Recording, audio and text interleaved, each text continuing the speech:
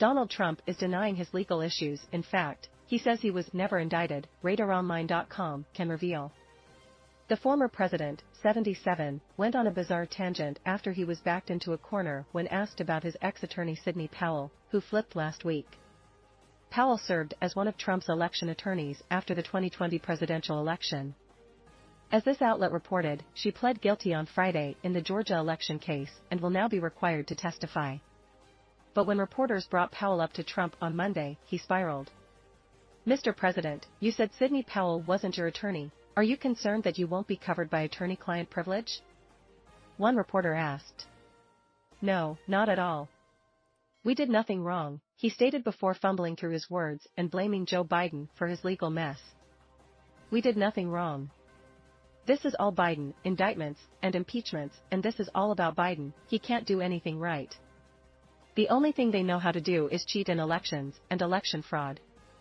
This is all by himself," Trump stated.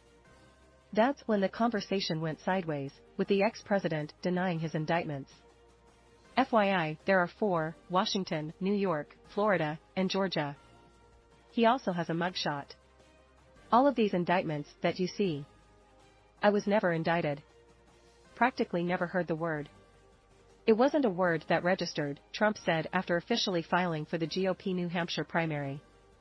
Trump's indictments are related to hush money payments to porn star Stormy Daniels, his efforts to overturn the 2020 election, and retaining classified documents at his home in Mar-a-Lago.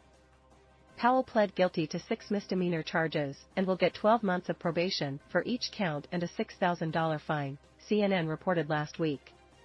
Court documents showed she admitted her actions were for the purpose of willfully tampering with electronic ballot markers and tabulating machines, and she acted with the intention of taking and appropriating information, data, and software, the property of Dominion Voting Systems Corporation.